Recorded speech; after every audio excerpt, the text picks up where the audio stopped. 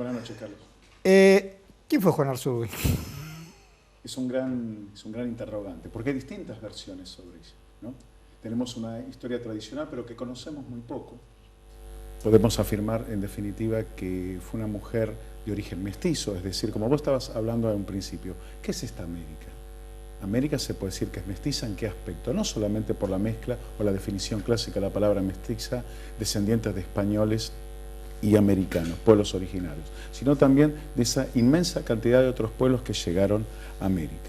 En el caso particular de Juana Azurduy, su padre un hacendado importante del Alto Perú. Recordamos que lo que se denominaba Alto Perú en los años de la colonia es actualmente la República, el Estado Plurinacional de Bolivia, y formaba parte del Virreinato del Río de la Plata hasta el año 1776, porque hasta esa fecha había formado parte del Virreinato del Perú, por eso Alto Perú, ¿no?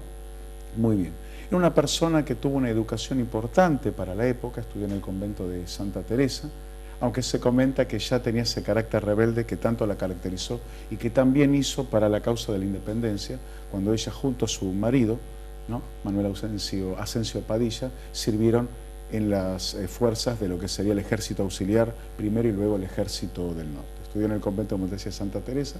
Dice que la expulsaron a los pocos, estuvo desde los 12 hasta los 17, pero su carácter rebelde hizo que finalmente las madres de la... ¿Ella qué hacía? ¿Como Güemes, guerra de guerrilla o no? Ella combatió, bueno, o sea, claro, ella fue jefa, en su momento fue nombrada por su heroico comportamiento en diferentes combates y todo lo que fue el apoyo a la campaña, a las diferentes campañas altoperuanas, llegó a obtener el rango nada más y nada menos que de teniente coronel de milicias. O sea, es un rango alto, era jefa de regimiento, jefa de batallón, regimiento. Y habitual una mujer, ¿no?, que tenga ese... No, absolutamente, en esa época, es más, vamos a decir, hasta hace pocos años era impensable que una mujer ocupara cargos importantes desde un punto de vista militar. Pero esto justamente destaca su personalidad, su arrojo y su entrega a la causa patriota.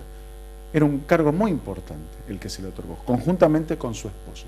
Es más, el general Manuel Belgrano en un momento le otorgó su espada, en reconocimiento a la tarea que había efectuado en los combates, aunque sabemos que terminaron finalmente en derrota de Vilcapugio y Ayohuma, por el enorme esfuerzo desplegado.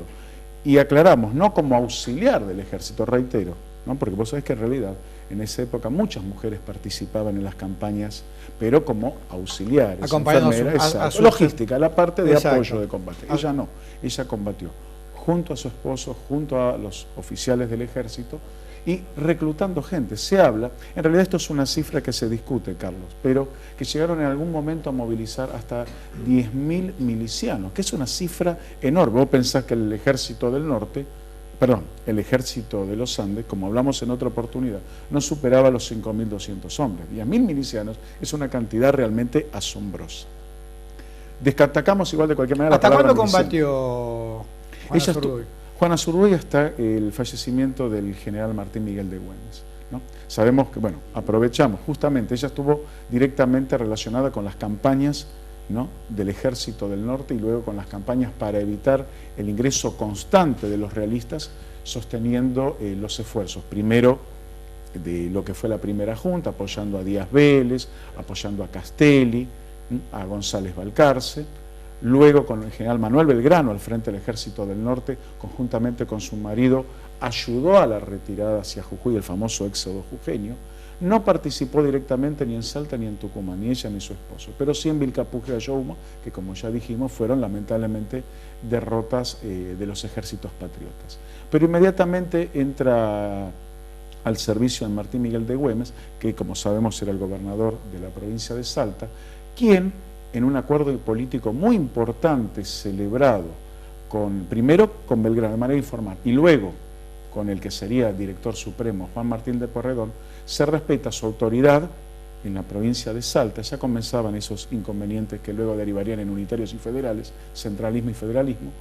Se respeta ese acuerdo y ella pasa a servir a las fuerzas patriotas para, en concordancia con lo que también proponía San Martín, establecer un freno al ingreso realista por el Alto Perú que permitiese contenerlos y que San Martín en un golpe un avance de flanqueo a través de Chile luego pudiera saltar a Perú y que hiciera inviable el avance de los realistas por el Alto Perú.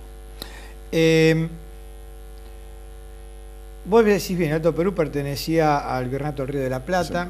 Sí. Es más, muchos hombres de la Revolución de Mayo estudiaron en Chuquisaca, que también es Alto Perú. Ahí es donde nació, justamente. Ella nació en la Real Audiencia de Chuquisaca. ¿Por qué se pierde después el Alto Perú y pasa a tener una historia distinta a la nuestra, digamos?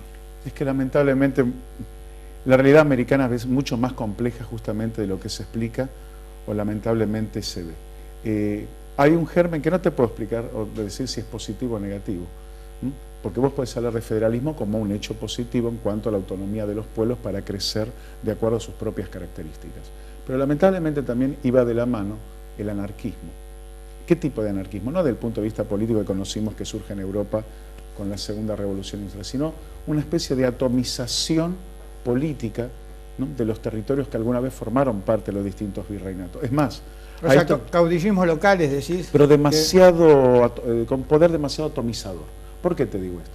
Vos sabés que la idea global, tanto del libertador General San Martín como del libertador Simón Bolívar, era crear grandes estructuras independientes, pero que en realidad más o menos respetaran los territorios que alguna vez habían formado los virreinatos y las capitanías. En total eran 8 grandes estructuras, 4 capitanías, 4 grandes virreinatos. Lamentablemente, por problemas, primero destaquemos que por problemas propios, sin negar la injerencia extranjera, particularmente británica.